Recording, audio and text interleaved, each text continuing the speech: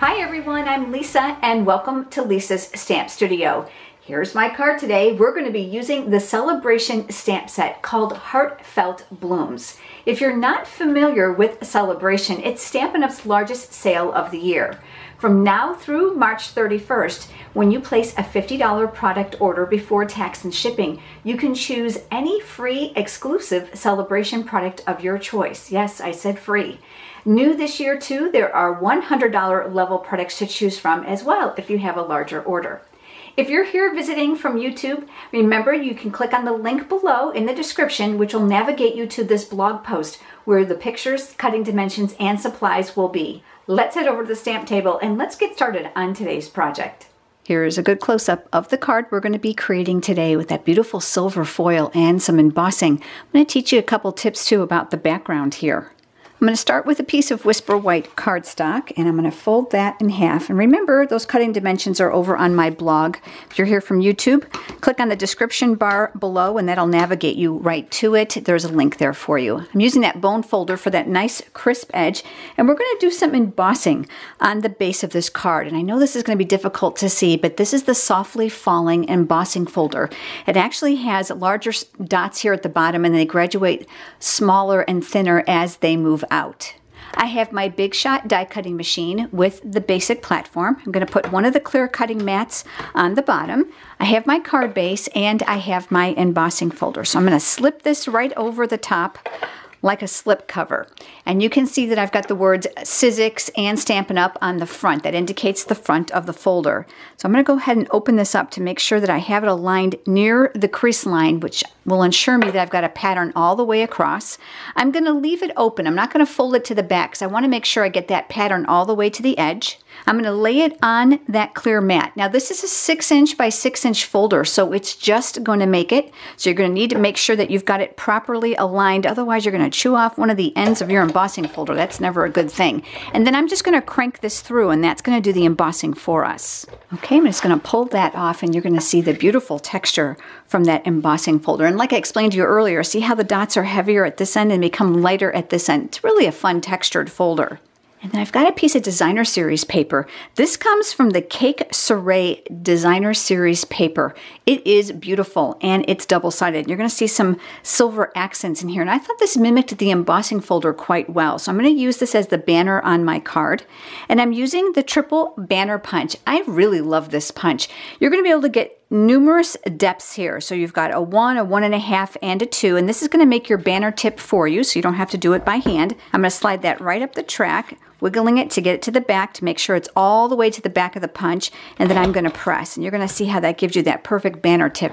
I've got a piece of Whisper White cardstock here, and I'm going to be using the Calypso Coral ink, and I'm going to be using this beautiful floral image from the Heartfelt Blooms stamp set. This is a free selection during the sale. Yeah, I know, I said free. This is one of the many options that you have available. The free selections are inside this mini brochure, and there were new ones added on February 16th. You can see the list over on my blog. And currently we have a brand new mini catalog, smaller version of our large annual catalog with some beautiful timely products, and of course the annual catalog. If you don't already have a Stampin' Up! Demonstrator and you would like a complimentary copy, just go ahead and leave me a comment below. I would be happy to send those to you. You can see that this stamp is very closely related in size to my ink pad, and I always find that I miss an area, so I'm going to ink it face up on my table. So I'm going to go ahead and just tap the ink on, just traveling over the stamp, and I want it a little bit lighter than the ink that's already here. So I'm actually going to stamp off on my scratch paper here up in the corner. Lots of firm, even pressure to make sure I got an even displacement of the ink. And then I'm going to come here on that white cardstock that we have prepared, and I'm going to stamp that here. Again, I'm going to trace it out to make sure I don't miss an area of the image. And then we'll lift. And then we've got that gorgeous tone. This stamp is so beautiful. Look at the dimensions that are actually made inside this stamp. Now, while I have the stamp still out, I'm actually going to do that one more time. So I'm going to ink it up. And I am going to stamp off on my scratch paper, making sure that I'm rubbing evenly because I want to make sure I don't have light and dark areas where I'm not supposed to. And on a little tiny scrap here, this is where I'm going to put my greeting. I'm actually going to stamp that background or those floral images here. Now you can see it's going to stick to the stamp, which just means you have a nice ink pad. I'm just very carefully going to use my paper piercing tool to lift that off. And you can see how I've got a real nice muted background here. And we're going to do some stamping on here as well. This is a great tip for you to be able to use your stamps in another way. I've cut a piece of silver foil, and I'm going to mount this floral image to it. So I'm going to go ahead and add some adhesive to the back of this cardstock. I'm going to layer that here, giving myself a nice even border all the way around. And then I'm going to flip from the back because I always tend to have ink all over my fingers and I don't want to get it on the front of the card. So we're going to set that aside. Let's go ahead and mount the banner on the base of the card. So I'm going to use the back side. Boy, I'll tell you, this paper is absolutely beautiful and you can't go wrong with either side of it. So I'm making sure that I'm adding enough adhesive so that it'll stick well to that embossed area. And this is going to go down the center of my card, lining up this outside left edge. And then I'm just going to press. And then this image here, I'm actually going to align with dimensionals. So I've got my dimensionals here, and I'm going to put one in each of my 4 corners. And I'm also going to place one in the center to help balance it while it's through the mail, since they do go through the mail machine over at the post office. I find that it helps keep them balanced and looking nice and even when they arrive on the other side. So this is going to get mounted here slightly to the left. I'm leaving a small margin here of the designer series paper, and then I'm just going to press those in place. I'm bringing in a piece of black cardstock to kind of keep from distracting from that image underneath. But remember that little piece we just stamped? I'm going to put that piece here and I'm going to ready it to stamp the greeting. I'm going to be doing some heat embossing, so I'm going to rub that paper with my Embossing Buddy to prepare the surface. What the Embossing Buddy does is it tells the powder not to stick where there isn't ink. So if you're used to getting those little flecks around your images, that's why the Embossing Buddy is wonderful for that. We'll be using Versamark ink. And I've pulled out the thank you from that same stamp set. I'm going to go ahead and ink that up. And I like to check. I'm going to turn this over and make sure that I don't have ink around the outside perimeter of that image. And that's going to get stamped right here in the center of that paper that we've created the background on. I'm going to take that over to my coffee filter, and I've got my silver embossing powder here.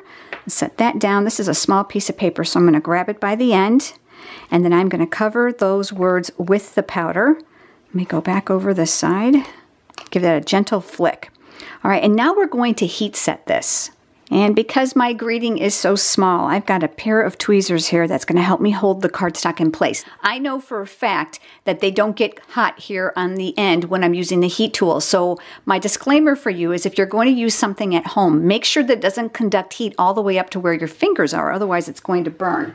So I have my heat tool here. I'm going to put it on number 2, which is the highest setting. Once the gun gets hot, it's going to retain its heat to allow this process to go a lot faster. So I'm just going to hold it close to the paper, as you can see here, and it's going to turn that powder into a beautiful silver foily finish. Now we've got that greeting all finished. So I'm going to bring my card back over and I'm going to flip this over. I'm going to go back to my dimensionals and I'm going to add several to the back. Take off that paper backing to those dimensionals. Now before we mount it, I want to give you a tip. Do you notice how on this side we're going to have a different elevation? This is higher than this. So in order to compensate for that, we are going to stack another dimensional on this side, just so that when it's mounted, it'll actually all be even. It doesn't look that way right now, but it will be. So I'm actually going to overlap this area here and put the other dimensional down here. Even though it looks higher on this side from the top, from the front, you won't have that sag here that you normally would have from the difference of the elevation of these two pieces. Isn't this pretty? And really simple and a great way for you to use those stamps for a background. Thanks so much for being here. I hope you have a great day and I look forward to seeing you next time.